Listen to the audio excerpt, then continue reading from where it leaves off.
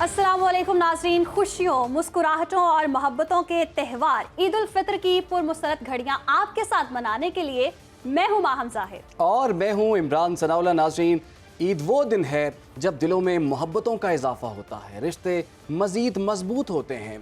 ईद एहसास, अखुवत और क़ुर्बतों का नाम है। आइए मिलकर मनाते हैं ईद की खुशियों को और फैलाते हैं मोहब्बतों भरे पैगाम। जी बिल्कुल, और आप सबको सुनो न्यूज़ और ख़ास तौर पर टीम दिन भर की तरफ से ईद उल फित्र की ढेरों ढेरों खुशियाँ मुबारक हों। जी हाँ, प्रोग्राम का बाकायदा आगाज़ करते हैं और बात करते हैं जी ईद उल फित्र के तीसरे रोज़ की गहमा गहमी की। तो जनाब, ईद उल फित्र की खुशियों का आज तीसरा रोज़ भी ख़त्म होने के करीब पहुँच चुका है। आज मुल्क भर में तफरीही मकामात पर गहमा गहमी उरूज पर रही। बच्चों ने खूब सैर सपाटे किए, मौज मस्ती की। कोई चिड़ियाघर गया तो किसी ने पार्कों में झूलों का लुत्फ उठाया। जी बिल्कुल, और घरों में दावतें भी उड़ाई जा रही हैं और कई अफराद ने रेस्टोरेंट्स का भी रुख कर लिया है। मीठी ईद के आखिरी रोज़ खूब शहरियों ने खाबे भी खाए हैं और अपने प्यारों से मुलाकातों और दावतों का सिलसिला भी जारी है। मुल्क भर में शहरी ईद के आखिरी दिन को किस तरह मना रहे हैं, ये जानेंगे हमारे नुमाइंदगान से। हमें ज्वाइन किया है जाहिद गफ्फार ने कराची से, काशिफ अजीज़ होंगे हमारे साथ पेशावर से, और आयशा नाज भी फूड पॉइंट पर मौजूद हैं, उनसे भी जानेंगे। सबसे पहले रुख करते हैं जाहिद गफ्फार का और उनसे जानते हैं कि जाहिद, कहिएगा कराची में साहिल समंदर पर कितना रश देख रहे हैं, शहरी कैसे एंजॉय कर रहे हैं ईद का तीसरा दिन? साहिल समंदर की बात करें वहाँ, तो यहाँ पर अगर हम नज़र दौड़ाएं तो जहाँ देखेंगे वहाँ सारी सर हैं, यानी कि 5 से 7 किलोमीटर की ये साहिली पट्टी है जो क्लिफ्टन से शुरू होती है और दो दरिया पे ख़त्म होती है। तो यहाँ पर अगर हम नज़र दौड़ाएं तो यहाँ सरी से नज़र आ रहे हैं। और यहाँ पर जो सबसे ज़्यादा ख़ास बात यह है कि बच्चों की तादाद बहुत ज़्यादा है यहाँ पर, और उनके साथ जो उनकी फैमिली मेम्बरान है, ख़वातीन की तादाद दूसरे नंबर पे मैं कहूँगा कि बहुत बड़ी तादाद में यहाँ मौजूद हैं। और इसके अलावा उनके साथ बिल्कुल उनके जो पेरेंट्स हैं, जो मर्द हज़रात हैं, वो भी बड़ी तादाद में यहाँ मौजूद हैं। लेकिन ये छुट्टी होती है या संडे का दिन होता है या वीकेंड होता है, तो वो रात से यहाँ पर आके अपने जो छुट्टियों का सेलिब्रेट करते हैं, अपने रिवायती अंदाज में रक्स करते हैं। और इनका एक मुनफरिद अंदाज़ है, वो अपने साथ ही जो है डीजे लेकर आते हैं, स्पीकर्स लेकर आते हैं, फिर उसी के ऊपर रक्स करते हैं। और एक असल में यहाँ पर जो है ये शहरी जो शहर से काफ़ी करीब है इस सी व्यू, और तो यहाँ पर ये अव्वलिन चॉइस होती है कराची वालों की कि यहाँ पर आके जो है छुट्टी सेलिब्रेट करें। ईद का मौका है और यहाँ पर हमने देखा कि बच्चे जो काफ़ी तैयार होकर भी आए हुए हैं, और जो खाने के स्टॉल्स लगे हुए हैं साहिल के ऊपर, रेत के ऊपर, और कुछ फैमिलीज ऐसी हैं जो अपने साथ खाने का इंतज़ाम करके आती हैं। और यहाँ पर एक पिकनिक का समा है, मेला लगा हुआ होता है ईद के तीनों दिन। कल भी यहाँ पर काफ़ी रश, बड़ी तादाद में लोग मौजूद थे, पहले दिन भी थे।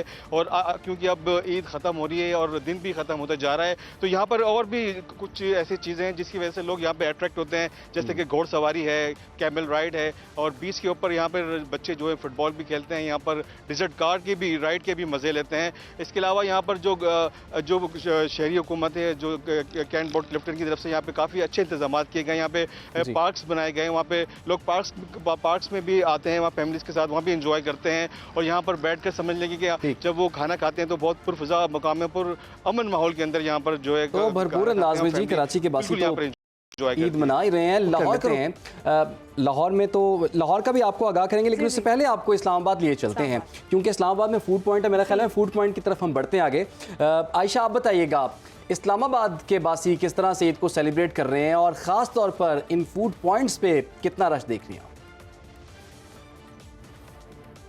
जी बिल्कुल, इस्लामाबाद के शहरी भी जिस तरह पूरे पाकिस्तान के शहरी ईद मना रहे हैं, तो इस्लामाबाद के लोग भी बाहर निकले हुए हैं और ईद के तीसरे दिन को भी भरपूर अंदाज में मना रहे हैं। पहले और दूसरे दिन मेहमानदारी का सिलसिला रहा, ईदी का तोहफे तहाइफ का सिलसिला रहा, लेकिन बच्चों की ईद अगर बताएं तो बच्चे तो खूब इंजॉय करते हुए हमें दिखाई दिए। उनके पास जो ईदी मिली तो वो ईदी लेकर फ़ौरन कोई झूले ले रहा है, कोई खिलौने खरीद रहा है, तो कोई अपनी पसंद की आइसक्रीम खा रहा है, और इसकी वजह से बाकी जो लोग हैं उनकी भी ईदी हो रही है। इसके अलावा अगर खाने के हवाले से बात की जाए तो इस्लामाबाद के फूड पॉइंट्स पर चूँकि तमाम लोग बाहर निकले हुए हैं, तफरी गाहों का रुख किए हुए हैं, कोई पिकनिक कर रहा है, अपना घर से खाना बनाकर पार्कों का रुख किया हुआ, और पूरी फैमिली के साथ यहाँ पर लगे हुए हैं खाना खाने के लिए। बिरयानियाँ चल रही हैं, शामी कबाब जैसे आप बता रही हैं, बिरयानियाँ चल रही हैं, खाए जा रहे हैं। आप ये बताइएगा, ये बड़ा मज़े का काम होता है कि ईद के तीसरे दिन और आप फूड पॉइंट पे मौजूद हो और रिपोर्टिंग कर रही हो, तो आपने किस डिश पर ज़्यादा हाथ साफ किया, ये भी बता दें। देखिए जी, यहाँ पे बड़ी तादाद में शहरी जो है वो बाहर आती है, अपनी मनपसंद खाने खाते हैं। इस्लामाबाद के शहरी को ज़्यादातर जो खाबे और शनवारी यहाँ पर बहुत ज़्यादा पसंद की जाती है। इसके अलावा शामी कबाब, सीख कबाब, रेशमी कबाब वो भी खूब उड़ाए जाते हैं। लेकिन अभी मैं अगर अपनी बात करूँ तो मुझे तो खाने का अभी तक कोई मौका नहीं मिल रहा है, क्योंकि हम लोग ड्यूटी पे मामूर हैं और मोस्टली यहाँ से फ्री होके फिर हम भी खाबों पे हाथ साफ़ करेंगे। लेकिन अगर आपको ओवरव्यू बताऊँ इस्लामाबाद के शहरियों का, तो यहाँ पर हर पार्क में आपको रश नज़र आएगा। हर फैमिली बाहर निकली हुई है, क्योंकि ये आखिरी लम्हात है, ईद के आखिरी शाम है और आखिरी छुट्टी है। और जिस वजह से शहरियों ने ये सोचा है कि अब पता नहीं टाइम मिलेगा या नहीं मिलेगा, और ये लम्हात जो है इसको महफूज किया जाए। और यहाँ पर फैमिलियों समेत आए हुए हैं, बच्चे बहुत ज़्यादा इंजॉय करते हुए दिखाई दे रहे हैं। कोई टेनिस खेल रहा है, तो कोई फुटबॉल खेल रहा है। कि जी कम वक्त है, मुकाबला सख्त है और भरपूर तरीके से ईद का तीसरा दिन एंजॉय किया जाए। लाहौर का रुख कर लेते हैं, क्योंकि हम पहले लाहौर की बात कर रहे थे। इमरान को बड़ी बेचैनी थी कि ज़ैनब कहाँ मौजूद है, तो मैं बता देती हूँ ज़ैनब है इकबाल पार्क में मौजूद। ज़ैनब से जानते हैं। जी ज़ैनब, बताइएगा कितना रश देख रही हैं, कैसे मनाया जा रहा है ईद का तीसरा दिन, बच्चे बड़े कितना लुत्फ उठा रहे हैं? जी बिल्कुल माहम, अगर मैं ईद के तीसरे दिन की बात करूं तो मेरे ख्याल में जो पहले 2 दिन गुजरे हैं उससे भी ज़्यादा रश आज तीसरे दिन और आखिरी दिन है। क्योंकि अब लाहौरियों का ये है कि बिल्कुल हम तीसरे दिन भी भरपूर तरीके से एंजॉय करें। और देखिए, मीठी ईद है और मीठी खुशियाँ हैं, तो मेरे ख्याल में ऐसे ही सेलिब्रेट होनी चाहिए तफरीगाहों पर आके। और मेरे ख्याल में इससे अच्छी और सस्ती तफरीक कहीं नहीं हो सकती है। और फैमिलीज़ की बात कर ली जाए तो फैमिलीज़ यहाँ पे सबसे ज़्यादा मौजूद हैं। बताया कि लाहौर के अंदर पार्क जो है बिल्कुल इस समय इस वाले पार्क में मौजूद हूँ, तो बाकी पार्कों में भी भरपूर तरीके से एंजॉय हो रहा है। ख़ास तौर पे जो बच्चे हैं, मेरे ख्याल में जो बच्चे हैं वो अपनी ईद को भरपूर तरीके से सेलिब्रेट कर रहे हैं। जो ईदी मिली पहले 2 रोज़ तो उन्होंने मेहमान नवाजी की और कहीं मेहमान गए भी, लेकिन अब तीसरे दिन जो है अब बच्चों का ये प्लान था कि बाकायदा तौर पे जो है अब हम जो है अपनी ईदी को उड़ाएं, खिलौने लें, खाने खाएं। और फैमिलीज़ जो है बाकायदा तौर पे यहाँ पे एंजॉय कर रही हैं। और ख़ास तौर पे ख़वातीन की बात करूँ तो मेरे ख्याल में उनको आज बाकायदा तौर से किचन से छुट्टी मिली है और वो भरपूर तरीके से अपने बच्चों के साथ जो है वो एंजॉय कर रही हैं। कपड़े पहने हैं खूबसूरत, और पूरा जो महीना है वो तैयारी में गुजर जाता है रमज़ान की। और अब बाकायदा तौर पर जो ईद का दिन, ये तीनों दिन होते हैं, वो अब कोशिश ये होती है सभी की कि इसको भरपूर तरीके से एंजॉय की जाए। और मेरे ख्याल में लाहौरिया इसको भरपूर तरीके से एंजॉय करते भी हैं, ना सिर्फ तफरीह गाहों पे आके बल्कि मुख्तलिफ अपनी पसंदीदा खापे खा के। और मुझे सबसे अच्छा ये लगा कि पार्क के अंदर आप जो है वो खाने बना के लेके आएँ अपने पसंदीदा, और अपने बच्चों के साथ एंजॉय करें। और यही वो लम्हात होते हैं जो आगे आने वाले दिनों में याद रह जाएंगे। आज आखिरी दिन है, कल से फिर वही रूटीन शुरू हो जाएगी काम काज की। और आज जो आखिरी दिन में अगर ऐसा एंजॉय नहीं करेंगे तो मेरे ख्याल में ईद का मजा अधूरा रह जाएगा। तो ये ईद के ज़ैनब, आपने और आयशा नाज ने जो मंजर कशी की है पार्क्स में, फूड पॉइंट्स में, यकीनन हमें भी यहाँ पर भूख लग गई है। इससे पहले कि भूख मजीद बढ़ जाए, कह रही थी कि आखिरी दिन है एंजॉय करने का, हम तो ड्यूटी कर रहे हैं वैसे। बहरहाल जी, काशिफ अजीज़ की जानिब बढ़ते हैं। काशिफ, आप बताइएगा पेशावर में इस वक्त क्या सूरत हाल है? और आप तो इस वक्त चिड़ियाघर में मौजूद हैं, और ये वो पॉइंट होता है जब बच्चे बड़ी खुशी के साथ अपने पेरेंट्स को जिद करके जाते हैं यहाँ पर। तो यहाँ पर क्या माहौल देख रहे हैं ईद के मौके पर आप? जी बिल्कुल, मैं भी गुज़िश्ता 3 दिनों से ईद कवरेज ही कर रहा हूँ। और पेशावर में पहले दिन रश थोड़ा सा कम था, दूसरे दिन उससे ज़्यादा था, और आज उससे भी ज़्यादा रश है पेशावर के पार्कों में, पेशावर ज़ू में। अगर हम बात कर ले पेशावर के रिंग रोड और यहाँ पर पेशावर के हयाताबाद में जो पार्क्स है, और अब मैं पेशावर ज़ू में आया हूँ, तो यहाँ पर भी लोगों की जो तादाद है वो काफ़ी ज़्यादा है। ना सिर्फ पेशावर बल्कि इसके साथ चारसदा, मर्दान, नौशेरा, ज़िला खैबर और कुहाट के लोग भी पेशावर आए हैं और अपनी छुट्टियाँ जो है वो काफ़ी ज़्यादा इंजॉय कर रहे हैं। मंचलों के साथ यहाँ बच्चों की तादाद जो है वो भी काफ़ी ज़्यादा है। स्पेशली पेशावर ज़ू में बच्चे जो है वो काफ़ी ज़्यादा खुशी से आते हैं, और ईदी जो है वो तकरीबन खर्च कर चुके हैं। कुछ ही घंटों बाद वापसी होगी मुख्तलिफ अजला से जो लोग आए हैं। और इसके साथ काबो का आपने जिक्र किया, तो हमने भी दोपहर के बाद पेशावर ब्यूरो में काफ़ी इंजॉय किया है। हमने ख़ुद कुकिंग की थी, ख़ुद हमने दफ्तर में ही, क्योंकि ड्यूटी तीनों करें काशिफ, आप हमें मज़ीद जेलस करें कोई बात नहीं।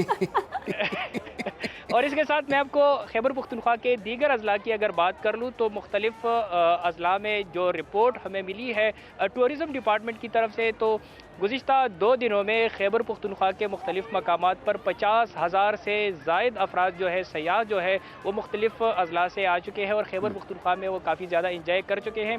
आज की जो डेटा है वो मौसूल होगा तो लगता यही है कि आज तो उससे भी ज़्यादा लोग हैं। और इसके साथ मैं आपको ये भी बताता चलूँ कि पेशावर में जो चिड़ियाघर है यहाँ पर इस वक्त मौसम भी काफ़ी ज़्यादा खुशगवार है। गुज़िश्ता साल के मुकाबले में रमज़ान में बारिशें भी काफ़ी ज़्यादा हुई है, मौसम भी खुशगवार है, तो लोगों की जो तादाद है वो पिछले साल के मुकाबले में काफ़ी ज़्यादा है और काफ़ी ज़्यादा लोग इंजॉय कर रहे हैं। और पार्कों में इस वक्त भी कोई झूले पिछले झूल रहा साल की है तो निस्बत कोई लोगों की तादाद इस बार ज़्यादा है और अभी और डाटा आएगा तो पता चलेगा कि आज के दिन का जो रिकॉर्ड है वो पिछले से भी ज़्यादा है। बहुत शुक्रिया काशिफ अजीज़, आयशा नाज, जाहिद गफ़ार, ज़ैनब शहबाज हमें लाहौर से अपडेट कर रही थी।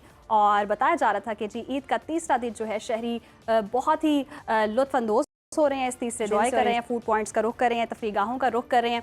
तो नाजरीन ये तो हो गई खुशी की बात कि ईद का तीसरा दिन था और खुशियां बिखेरी जा रही हैं, एंजॉय किया जा रहा है। लेकिन एक मायूस अब मैं सैड करने लगी हूँ नाजरीन को अपने कि जी पाकिस्तान क्रिकेट टीम की जो नाकिस कारकर्दगी है हम उसकी बात कर लेते हैं।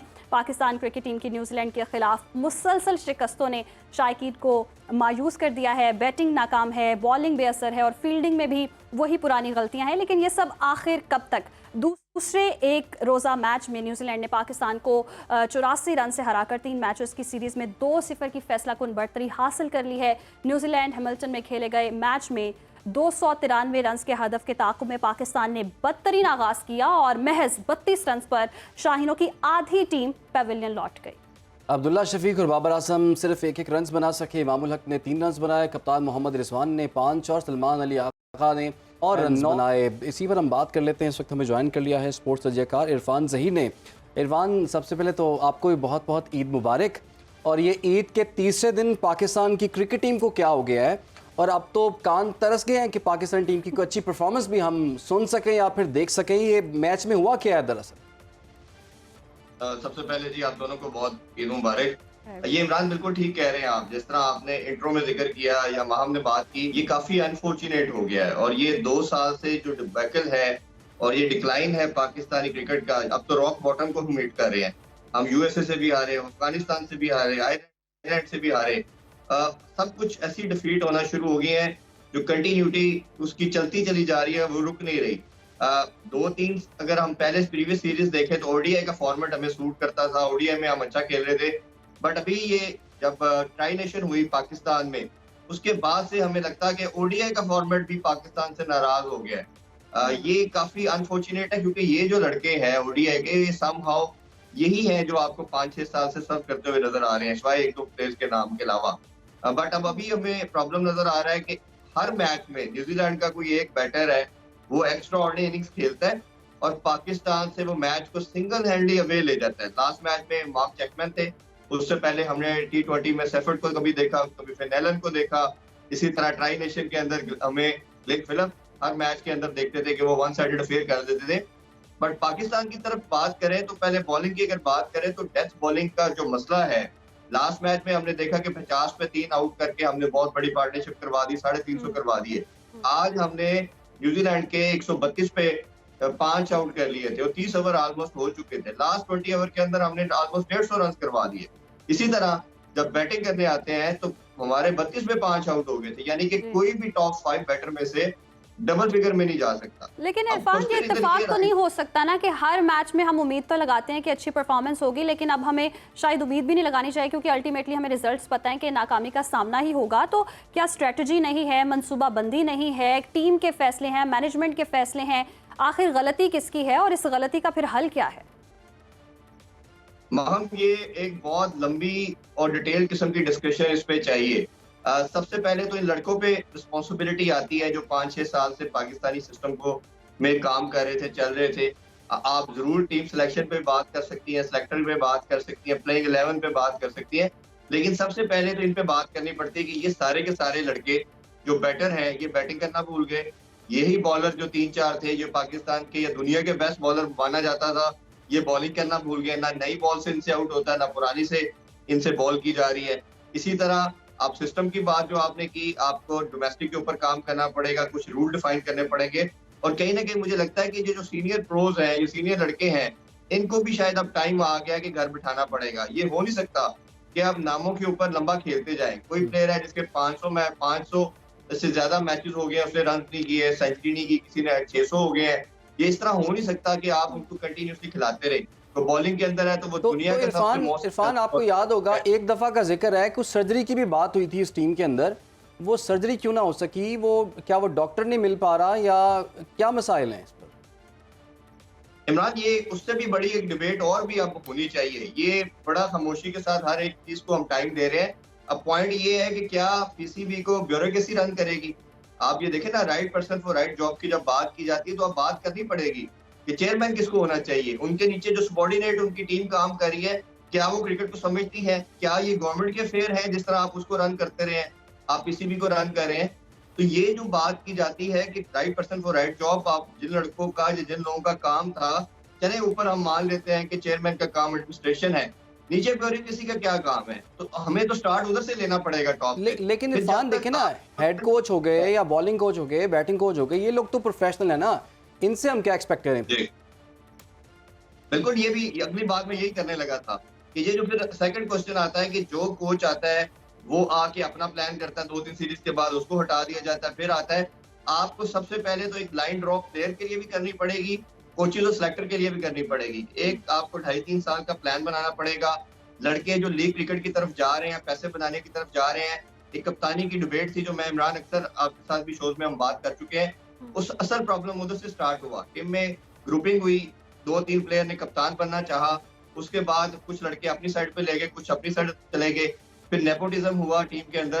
तो ये आपकी जो सर्जरी की बात है, ये बहुत लंबे लेवल के ऊपर आपको ऑपरेशन रिक्वायर्ड है, ये एक दो चीजों का नहीं होना।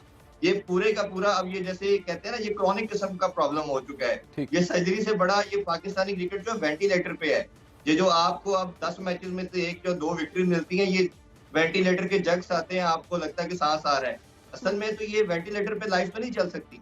तो ये जो हमारा सिस्टम था जिसको चोक किया गया है हर लिहाज से, मैं हमेशा बात करता हूँ कि जब विक्ट्रीज आपके स्पोर्ट से खत्म होती है तो आपके लोगों का कनेक्शन उस स्पोर्ट से खत्म हो जाता है। ये हॉकी के साथ भी हम देख चुके हैं, स्क्वॉश के साथ भी देख चुके हैं। तो ये जो आपकी बात बिल्कुल ठीक है, और यकीन करें लोग जो है वो अब क्रिकेट देखना भी लोगों ने शायद इस वजह से कम कर दिया। उनको पता होता है कि अब ये मैच चूंकि शुरू हो गया और ये शायद हमने हारना ही है। अभी T20 में भी हमने देख लिया कि जो पाकिस्तान की परफॉर्मेंस रही और वनडे में बाकी कसर भी निकल रही है और ईद का तीसरा दिन है तो ज़्यादा दिल ज़रा बुरा हो रहा है। बहुत शुक्रिया आपका इरफान ज़हीर, आपने इस पर बात भी की। आगे बढ़ते हैं जी, फैसलाबाद की बात करते हैं। फैसलाबाद में गोजरा समुद्री रोड पर वाक़ मॉल ऑफ समुद्री शॉपिंग सेंटर ऑर्डर लेने और ख़वातीन को तंग करने पर मैदान जंग बन गया है। खरीदारों और इंतज़ामिया में झगड़ा उस वक्त तूल पकड़ गया जब दोनों अतराफ से मुक्कों, डंडों और कुर्सियों का आज़ादाना इस्तेमाल किया और 2 ग्रुपों में तसादुम के नतीजे में मुतादिद अफराद के ज़ख्मी होने की भी इतलात सामने आई हैं, जबकि ज़ख्मियों को अस्पताल मुंतकिल कर दिया गया। इसी हवाले से हम तफसीलात भी लेंगे और डिटेल में बात करेंगे। ब्यूरो चीफ सुनो न्यूज़ फैसलाबाद शिरोज़ इबाद से। शिरोज़, बताइएगा ये मामला क्या है, क्यों मैदान जंग बन गया, क्यों मुक्कों और घूसों की बारिश हो गई? जी बिल्कुल, ये समुद्री में वाक़या पेश आया। ये फैसलाबाद की तहसील है और ईद के दिनों में वैसे भी इस किस्म के पॉइंट्स पर जो है बहुत ज़्यादा रश होता है। और ये आइसक्रीम की जो है वो एक बहुत बड़ी शॉप है वहाँ पे, मॉल ऑफ जो समुद्री कहलाया जाता है। तो वहाँ पर ख़वातीन भी आई हुई थी और नौजवान भी वहाँ पर मौजूद थे और इस बात पर तकरार हुई कि हमें पहले आइसक्रीम क्यों नहीं दी गई। तो जो ख़वातीन आई हुई थी उनके साथ, यकीन जो मर्द हज़रात आए हुए थे उनके साथ जो वहाँ पर नौजवान मौजूद थे उनकी तलक कलामी शुरू हुई। तो बात बढ़ते बढ़ते जो है वो लड़ाई तक पहुँच गई और एक दूसरे को जो है वो खूब तशद्दुद का जो है वो निशाना बनाया गया। आज़ादाना कुर्सियों का जो है इस्तेमाल किया गया, जैसे कि फुटेज में देखा जा सकता है कि एक दूसरे को कुर्सियाँ मारी जा रही हैं, मुक्के मारे जा रहे हैं। तो इस तरह ये लड़ाई जो है शिद्दत इख्तियार कर गई और न सिर्फ आपस में लड़े बल्कि जो दुकान है उसको भी बहुत ज़्यादा नुकसान पहुँचा और जो दुकानदार है वो उन्होंने छुड़वाने की कोशिश की। तो इस पर कार्रवाई क्या हुई है?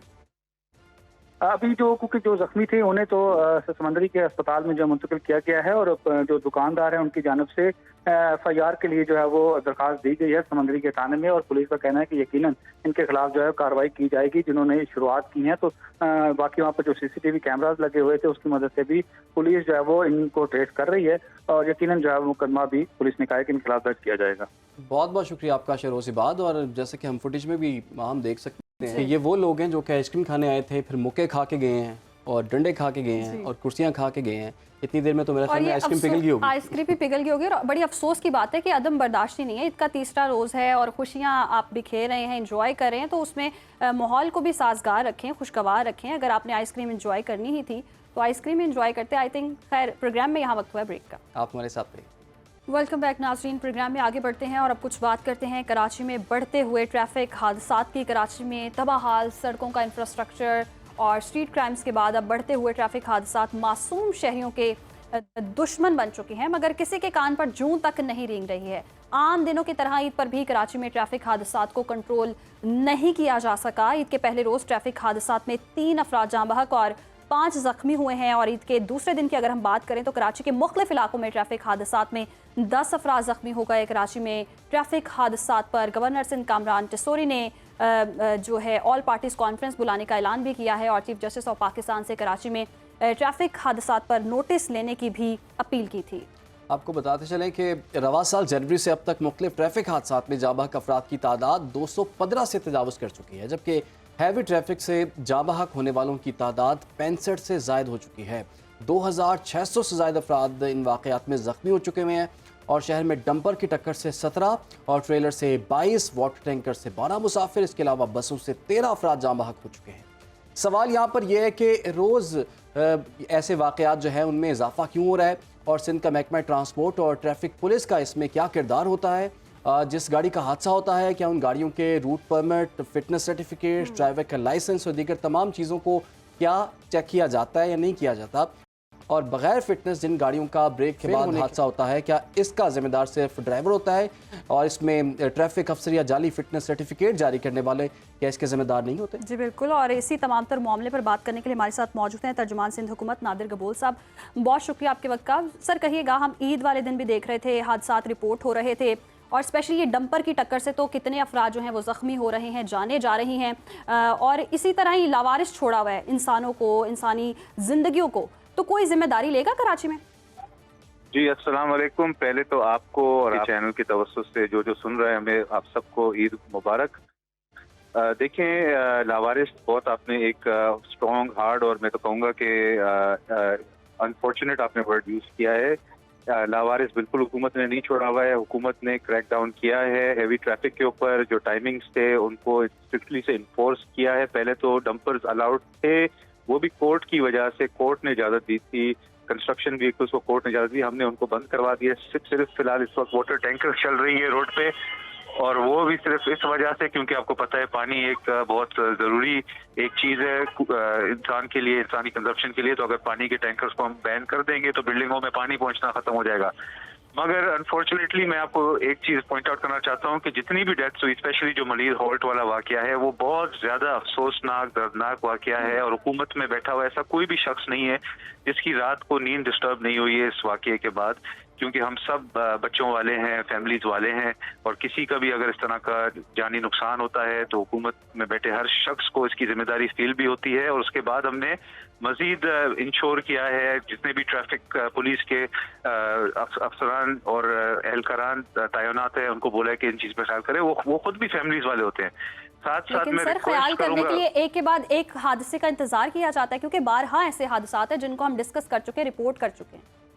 जी देखिए, हादसात तो बिल्कुल हो रहे हैं, मगर आप मुझे नहीं पता कराची में रहती हैं, मैं तो कराची में ही रहता हूँ। अनफॉर्चुनेटली कराची की इस वक्त पॉपुलेशन इतनी हो गई है कि कराची का जो मौजूदा जो साइज है वो उस पॉपुलेशन को केटर ही नहीं कर सकता। इतनी मोटरसाइकिलें बढ़ गई है, इतने रिक्शा बढ़ गए हैं शहर में आबादी की वजह से। जाहिर सी बात है, डिमांड एंड सप्लाई का सारा होता है ये एक कॉम्बिनेशन। जहाँ आबादी बढ़ी है तो वहाँ पे ट्रैफिक भी बढ़ा है। हम अपनी तरफ से पूरी कोशिश करते हैं कि स्पीड लिमिट के बोर्ड्स भी जगह जगह हमने नए लगाए हैं, हेलमेट्स के ऊपर भी हम पाबंदियां कर रहे हैं, मगर कुछ ताउन हमें आवाम की तरफ से भी दरकार है। मैं खुद गाड़ी चलाता हूँ रोड पे, मैं आपको हल्फिया कसम खा के कहता हूँ कि मैं दूर भागता हूँ मोटरसाइकिल वालों से, क्योंकि मुझे पता है कि खुदा ना खास्ता अगर गलती मोटरसाइकिल वाले की भी हो, मैं तो गाड़ी में बैठा हूँ, महफूज हूँ, मुझे तो कुछ नहीं होगा। मोटरसाइकिल वाला गिरेगा खुदा ना खास्ता, उसकी हालांकि अगर अपनी भी गलती हो तो उसको नुकसान होगा, तो मैं खुद दूर भागता हूँ उनसे। मगर अनफॉर्चुनेटली जितने भी ये बड़े ट्रक्स होते हैं, वाटर टैंकर हो या दीगर हैवी ट्रैफिक हो, ये इनका साइज की वजह से इनके ड्राइवर की गलतियां होती भी हैं, मगर गलती नहीं भी हो तो अचानक से मोटरसाइकिल वाला अगर सामने आ जाता है तो उनको कभी भी नजर नहीं आता। इसके लिए पुलिस वालों ने अब ये भी शुरू किया है कि क्योंकि आपको पता है अब टेक्नोलॉजी का दौर है, तो इनके ऊपर डैश कैम्स लगाना शुरू किए कि जहाँ पे भी खुदा न खास्ता कोई देखिए अमवात तो बहुत दूर की बात है, अल्लाह करे एक शख्स की भी जान ना जाए, पर अगर खुदा न खास्ता कोई एक्सीडेंट होता है उसमें अगर छोटा मोटा किसी को जख्म भी पहुंचता है तो हम पे ड्राइवर को हिरासत में लेते हैं और फिर हम चाहते हैं कि वो जो डैश कैम है उसकी मदद से फिर हम इन्वेस्टिगेशन भी करें, एक शफाफ इन्वेस्टिगेशन हो। अगर तो ट्रक ड्राइवर का या हैवी ट्रैफिक के ड्राइवर की गलती हो तो उसको कड़ी से कड़ी सजा दी जाए, पर जहाँ पे अगर मोटरसाइकिल वाले, वो भी बहुत सारे आपको पता है कि जहाँ पे ट्रैफिक जाम भी होता है वो नहीं रुकते, वो घुस जाते हैं बीच में, और वो कोशिश इतनी पता नहीं उनको जल्दी होती है, अल्लाह माफ करे, अपनी देखिए जान से बढ़कर कोई भी चीज नहीं होती। मैं तो सबसे गुजारिश ये करूंगा कि भाई आप बेशक 10 मिनट 15 मिनट देर से पहुंच जाए अपनी मंजिल पे, मगर हिफाजत से पहुंचे। ड्राइव करते हुए एहतियात बरतनी चाहिए। बहुत शुक्रिया आपका नादिर गबूल साहब, तर्जुमान सिंध हुकूमत हमारे साथ मौजूद थे। और एक के बाद एक वाक़यात हो रहे हैं और कुछ ऐसे वाक़यात भी हमने देखे कि एक ड्राइवर से गलती हुई और उसने मियाँ बीवी और एक छोटे बच्चे को कुचल दिया, वो तीनों लोग जाम बहक हो गए। उसके बाद ड्राइवर का जो बयान सामने आया, उसने कहा कि जनाब हुआ ये था कि ब्रेक फेल हो गई थी, बाद में उसका टेक्निकल मुआयना किया गया तो ब्रेक उसकी चल रही थी, तो फिर ये पता चला कि उसकी नींद पूरी नहीं हुई थी जिसकी वजह से इतना कीमती जानी नुकसान हो गया। बहरहाल हम आगे बढ़ते हैं और बात करते हैं इसराइल की फ़लस्तीन पर जारहियत की। ईद के मौके पर जहां दुनिया भर के मुसलमान ईद की खुशियां मना रहे हैं और बांट रहे हैं, वहीं सहूनी इसराइली फोर्सेस ने फ़लस्तीन के मुसलमानों को ईद के रोज़ भी निशाना बनाया। गजा में ईद उल फितर जनाजों का दिन बन गई। सहूनी इसराइली फोर्सेस की बमबारी से 20 फ़लस्तीनी शहीद हो गए। गजा में मासूम फ़लस्तीनी बाशिंदे इसराइली बमबारी की गूंज से बेदार हुए। बमबारी से कम 20 फ़लस्तीनी शहीद हो गए। इसराइली सिक्योरिटी फोर्सेस ने ईद के दिन हमला करके ईद के कपड़े पहने फ़लस्तीनी बच्चों को भी शहीद कर दिया। ईद के पहले और दूसरे दिन इसराइली फ़ौज के हमले में शहीद होने वाले बच्चों की वीडियोज़ और तस्वीर वायरल होने के बाद हर आंख अश्कबार है। अक़वाम मुत्तहिदा के इदारे जो हैं उनके मुताबिक गज़ा में इसराइल के ताज़ा हमलों में गुज़श्ता 10 रोज़ के दौरान कम अज़ कम 322 बच्चे शहीद हुए हैं और 609 जो हैं वो ज़ख्मी हुए हैं। जबकि गज़ा से फ़लस्तीनी वज़ारत सेहत के मुताबिक गज़ा में 18 मार्च से दोबारा शुरू होने वाले इसराइली हमलों में शहीद फ़लस्तीनियों की तादाद 1042 हो गई, जबकि गज़ा में अक्टूबर 2023 से अब तक इसराइली हमलों में 50,399 फ़लस्तीनी शहीद हो चुके हैं। इसी पर बात करेंगे। हमें ज्वाइन कर लिया है तर्जुमान गज़ा जलाल अल्फ्रा ने। जलाल साहब, आपके वक्त का बहुत शुक्रिया।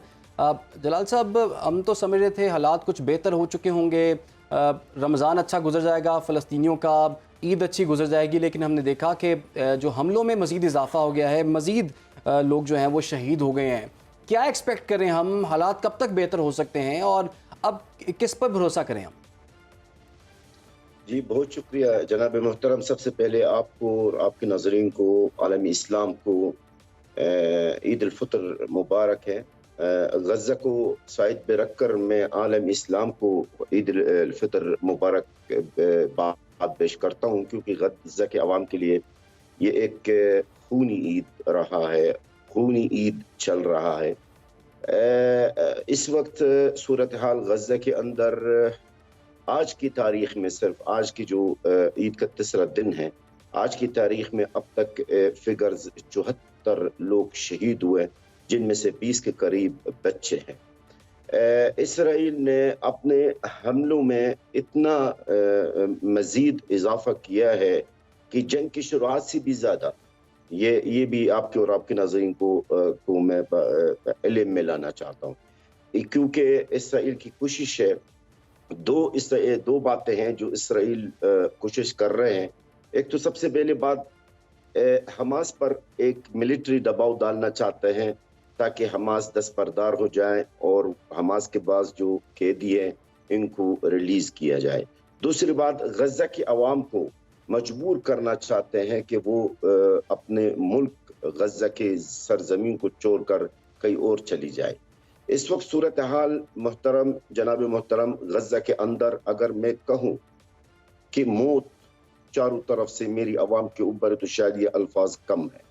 जहाँ आलम इस्लाम खुशियाँ, ईद की खुशियाँ मना रहे हैं, वहाँ और अपने छोटे छोटे बच्चों को कपड़ा बनाया जा रहे हैं, तो वहाँ पे मेरी आवाम, मेरी कौम अपने बच्चों को कफन बना रहे हैं और शायद हाथा के कफन भी नहीं मिल रहे हैं। इस वक्त इसराइल के गजा की आवाम के ऊपर कई तरह की जंग हैं। एक तो फ़िज़ाई का हमले हैं, ज़मीनी हमले हैं, और भूख और प्यास। वहाँ पर इस वक्त खुराक बिल्कुल ज़ीरो। अभी भी मेरे पास जो इत्तलात आई है कि गजा के अंदर इस वक्त आटा तक नहीं है, पानी नहीं है, कुछ भी नहीं है। गजा के अवाम के ऊपर क़यामत सुग़रा को फिर दोबारा। और ये देखिए, ये तो इस चीज़ मैंने आपके इस मुअज़्ज़ज़ चैनल में, आपकी प्रोग्रामों में और भी न्यूज़ चैनल्स में मैंने इस चीज़ का तवक्को की थी। जब जंग बंदी हुई थी तो मैंने कहा ये ज़्यादा में ज़्यादा कुछ 40-50 दिन के लिए जंग बंदी होगी, फिर जंग होगा और इससे ज़्यादा जंग होगा जो गुजरे, यानी जो शुरुआत में।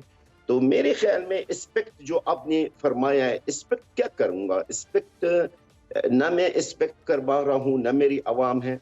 जब तक हमारी उम्मत मुस्लिमा जब तक आलम इस्लाम कोई मौसर इक़दाम नहीं करेगा, तो यही मेरी जलाल साहब, जैसे आपने मौसर इक़दाम की बात की है, निहायत ही वैसे हमारे लिए भी शर्म की बात है। जैसे आपने ईद मुबारक कहा, दिल इतना बोझल है कि कहा भी नहीं जाएगा कि ईद मुबारक। लेकिन जैसा आपने नक्शा खींचा है गज़ा का, और यकीनन जैसे कि आप बता रहे हैं कि बाकी तमाम उम्मत मुसलमान जो है वो ईद मना रही है, नए कपड़े पहन रही है, और वहाँ जो बच्चे हैं, ये मेरे लिए बड़ी मायूसी और शर्म की बात है कि मैं यहाँ बैठ के ईद मुबारक भी कैसे कहूँ आपको।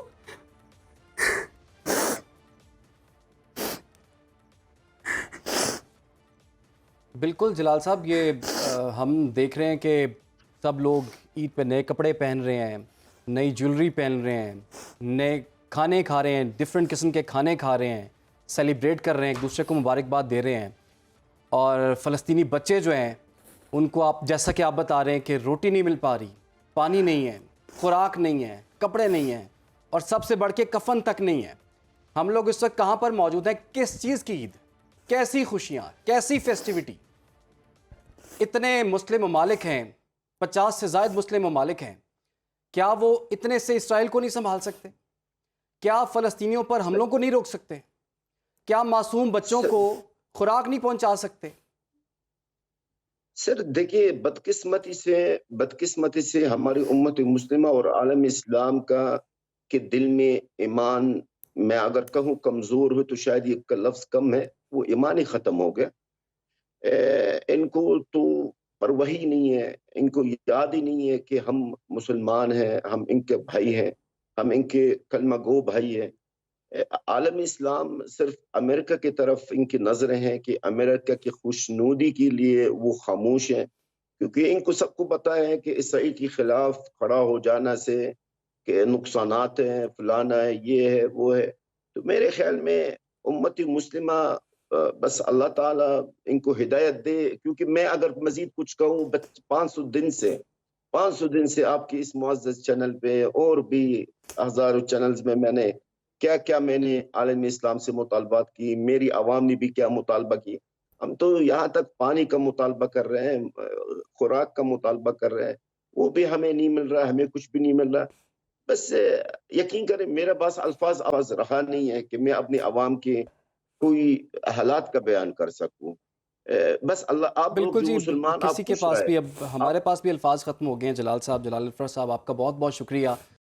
और एक बहुत बोझल दिल के साथ अब ये सारी गुफ्तगू आपने भी सुनी होगी कि इस वक्त जो सूरत हाल है गज़ा की बहुत गंभीर हो चुकी हुई है। आज के दिन वो बता रहे हैं 74 लोग शहीद हुए हैं, जिसमें 20 मासूम बच्चे भी शामिल हैं। बहुत आसान है ये बात कि जी यहाँ बैठ के हम कहें जी मज़म्मतें कर दी जाएँ, करारदादें पास हो जाएँ और बैठ के खाने खा लिए जाएँ, बड़े बड़े OAC के इजलास हो जाएँ, लेकिन अगर फ़लस्तीन के लोगों पर जुल्म ख़त्म नहीं करवा पा रहे, उनकी मुश्किलात ख़त्म नहीं करवा पा रहे, तो कैसी ईद? हम फिर कोई फायदा 3 दिन मना रहे हैं ईद, लेकिन ये ईद तो फिर ईद नहीं है। अगर गज़ा के हमारे बहन भाई ईद नहीं मना सकते जैसे हम मना रहे हैं, तो फिर ये ईद नहीं है। खैर, अभी हम प्रोग्राम से इजाज़त देते हैं, हमें दीजिए इजाज़त। अल्लाह हाफ़िज़। Welcome back. ईद के आखिरी रोज़ भी बच्चों ने अपनी ईदी भरपूर तरीके से खर्च की। हैदराबाद फनलैंड में बच्चों की बड़ी तादाद उमड़ आई। कोई घोड़े वाला झूला झूल रहा है तो कोई बड़ा गोल झूला। खाने पीने का भी खूब राउंड चल रहा है। इसी वाले से मजीद जान लेते हैं अपने नुमाइंदे वारिस बिन आज़म से। जी वारिस, आगाह कीजिए। जी बिल्कुल, ईद का दिन हो और तफरी ना हो, ऐसा कैसे हो सकता है। हैदराबाद में भी तफरी मुकामात पर इस वक्त खासा रश नजर आ रहा है। मैं इस वक्त चिड़िया घर में मौजूद हूँ। बड़ी तादाद में शहरी हैं, बच्चे हैं, लड़कियां हैं, यहाँ पर पहुंचे हैं, तफरी कर रहे हैं। बंदर का रक्स देखा जा रहा है। एक लड़की साथ मौजूद है, से बात करते हैं किसके साथ आए हैं, किस तरह ईद का दिन एंजॉय कर रहे हैं, क्या कहेंगी। हम लोग अपने बाबा के साथ आए हैं और हम लोग घूमने आए और हम लोग बहुत ज्यादा मजा कर रहे हैं। अभी तो जैसे हम लोगों ने एंट्रेंस लिया और अभी हम लोगों ने जस्ट मोंकी का डांस देखा है और I hope we will enjoy there a lot. So yes, आप लोग भी आए, एंजॉय करें ईद का दिन और ज्यादा अपना जो है ना खुशी के साथ और मजे के साथ आप स्पेंड करो। जी बिल्कुल, सुनिए आपने गुफ्तगू लड़की की भी, इनका यही कहना है कि अपने बाबा के साथ आए हैं, भरपूर तरीके से ईद का दिन एंजॉय कर रहे हैं। इसके अलावा जो है मुख्तलिफ मुकामात पर, हैदराबाद के तफरीह मुकामात पर शहरियों की बड़ी तादाद मौजूद है। ईद के दिन को जो है भरपूर तरीके से हैदराबाद के शहरी भी मनाते हुए हमें नजर आ रहे हैं। जी बहुत शुक्रिया वारिस साहब ने आगाह किया। ईद के तीसरे रोज़ मानसहरा के सयाहती और पुरफजा मकामात पर सयाहों का गैर मामूली रश लग गया। सयाहों ने पुरफजा मकाम से लुत्फानंदोज़ होने के लिए वादी कागान के सयाहती मकाम शुगरान को अपना मस्कन बना लिया, जहाँ सयाह सर्द मौसम का खूब लुत्फ उठा रहे हैं। मज़ीद जान लेते हैं अपने नुमाइंदे अब्दुल वहीद से, जो कि इस वक्त शुगरान में एक सयाह फैमिली के साथ मौजूद हैं। जी आगाह कीजिए। जी बिल्कुल, ईद का तीसरा रोज़ है। अगर सियाती मकामात की बात कर ली जाए तो मैं इस वक्त मुल्क के मारूफ सियाती मकाम शुगरान में मौजूद हूँ। यहाँ पर सियाहों की बड़ी तादाद पहुँच आई है। यहाँ पर खूब इंजॉय कर रहे हैं, सियाह हल्ला गुल्ला कर रहे हैं। यहाँ पर घुड़सवारी से लुत्फानंदोज़ हो रहे हैं। पहाड़ों पर पड़ी बर्फबारी को देख कर खूब लुत्फानंदोज़ हो रहे हैं। बच्चों के साथ बड़े भी खूब इंजॉय कर रहे हैं। मेरे साथ इस वक्त एक सियाह फैमिली मौजूद है। आइए उनसे जान देते हैं कि सर्द मौसम में वो किस तरह एंजॉय कर रहे हैं ईद की छुट्टियां। हम फैसलाबाद से आए हैं। हम लोग यहाँ पे बहुत एंजॉय कर रहे हैं। हमने घोड़सवारी की है, बर्फ पड़ी हुई है पहाड़ों पे, बहुत अच्छा मौसम है, बहुत एंजॉय किया हम लोगों ने। बच्चों के साथ, फैमिली के साथ आए हैं। बहुत अच्छा है। ईद के हिसाब से देखा जाए तो यहाँ पे बहुत अच्छा काम किया गया है, मतलब फैमिली के हिसाब से बहुत अच्छा माहौल है। बहुत सारी मिली चाचू से, मम्मा से, पापा से, बहुत सबसे खर्च कर दी मैंने। जी, जिस तरह आपने सियाह फैमिली के साथ साथ बच्ची की भी बात सुनी, उनका कहना है कि बच्ची का कहना है कि बहुत सारी ईदी मिली थी वो और शुगरान में आकर उन्होंने खर्च कर दी, और फैमिली का कहना है कि सर्द मौसम में ईद की छुट्टियां गुजारने का अपना ही लुत्फ है। जी बहुत शुक्रिया अब्दुल वहीद, आपने आगाह किया। और नाज़रीन, अब बात करते हैं ओकाड़ा की। ईद के तीसरे रोज़ ओकाड़ा के शहरियों ने भी होटलों, रेस्टोरेंट्स और लोकल खाने पीने की जगहों का इंतखाब कर लिया है। वहाँ मौजूद है हमारे नुमाइंदे मोहम्मद सलमान चौधरी। जी सलमान। जी बिल्कुल, ईद के मौका पर उकाड़ा के शहरियों ने उकाड़ा के मुख्तलिफ फूड पॉइंट्स पर जाना शुरू कर दिया है, जहाँ देखा जाए तो बहुत ज़्यादा रश नज़र आ रहा है। इस हवाले से मैं इस वक्त मौजूद हूँ उकाड़ा के मशहूर पॉइंट फूड विंडो पर, जहाँ लोग मुख्तलिफ किस्म के लजीज खाना खाते हुए नजर आ रहे हैं। आइए इनसे जानते हैं इनका क्या कहना है। ईद का तो मज़ा तभी दुबाला होता है जब कभी दोस्तों के साथ बाहर निकला जाए और खाना खाया जाए। ईद के दिन चल रहे हैं, हर जगह पर रश देखा है, लेकिन यहाँ पे जो टेस्ट है थोड़ा सा अलग ही हमें नज़र आ रहा है, क्योंकि हमने मटका बिरयानी भी देखी है और जो है पिज़्ज़ा भी खाया है, तो पिज़्ज़े का टेस्ट है थोड़ा अलग है। दोस्तों के साथ मिलके आपको गैदरिंग करके जो खानों का मज़ा आता है वो आपको पता है बाहर ही आता है। खानों में उकाड़ा पहले जैसे यतीम था, लेकिन अब माशाल्लाह बहुत अच्छे होटल बन गए हैं। माशाल्लाह बड़ा अच्छा खाना था, माहौल भी बहुत ज़्यादा अच्छा था और बच्चे ने खूब इंजॉय किया। खानों को बेहतर करने के लिए मज़ीद मज़ेदार खानों में टेस्ट का इजाफा करते हैं ताकि ईद अच्छी और कस्टमर हैप्पी रहे। ईद की खुशियों में मज़ेदार खाने चार चांद लगा देते हैं। यहाँ हर कोई इन लम्हात को इंजॉय कर रहा है। जी बहुत शुक्रिया सलमान चौधरी आपका। और नाज़रीन, ईद के तीसरे रोज़ मुल्क भर की तरह हाफिज़ाबाद में भी बच्चों की मौज मस्तियाँ और सैर सपाटे जारी हैं। हल्ला गुल्ला करने और बकिया ईदी उड़ाने के लिए बच्चों ने फैमिलीज़ के हमरा तफरीही मकामात और पार्कों का रुख कर लिया है, जहाँ बच्चे बड़े खूब इंजॉय कर रहे हैं। मज़ीद जानते हैं हाफिज़ाबाद से अपने नुमाइंदे शहबाज गुल से। जी शहबाज, कैसी रौनकें यहाँ पर? जी बिल्कुल, ईद छोटी है लेकिन खुशियाँ बड़ी हैं और इस ईद को ज़्यादा से ज़्यादा इंजॉय करने के लिए बच्चे जो है इस वक्त फैमिलीज़ के हमरा मुख्तलिफ तफरी मकामात हैं, पार्क्स हैं, यहाँ पर पहुँच चुके हैं ताकि इस ईद को जो है ज़्यादा से ज़्यादा इंजॉय किया जा सके। यहाँ पर जो है बच्चे मुख्तलिफ इक़साम के जो झूले हैं, स्लाइडिंग हैं, इसके साथ साथ दीगर इक़साम के जो खाने हैं वो खा रहे हैं। यहाँ पर भी फैमिली के साथ आए कुछ बच्चे हमारे साथ मौजूद हैं, हम इससे बात कर लेते हैं। कप रोलिंग की है और हमने ट्रेन में बैठे हैं और बाइक राइड की, हम यहाँ पे बर्गर आइसक्रीम खा रहे हैं। जी आप बताओ, जो आपको ईदी मिली है आपने कहाँ पे खर्च की है? हम यहाँ पे आए हैं, हमने खाना पीना खाया है, आइसक्रीम खाया, बर्गर खाया है, यहाँ पे हमने झूले लिए हैं। आपने ईदी कहाँ खर्च की है? बस ऐसे ही खाने पीने में और कज़नों के साथ पार्टी एंजॉय की। जी यहाँ पर बच्चे जो हैं वो काफ़ी एक्साइटेड नज़र आ रहे हैं फैमिलीज़ के साथ। बच्चों का कहना है कि यहाँ से वालिदैन से ईदी ली है और पार्क्स का रुख किया ताकि यहाँ पे पहुँच के जो है ईद को खूब सेलिब्रेशन किया जा सके। जी बहुत शुक्रिया आपका शहबाज, आपने आगाह किया। फिलहाल यहाँ पर वक्त हुआ एक ब्रेक।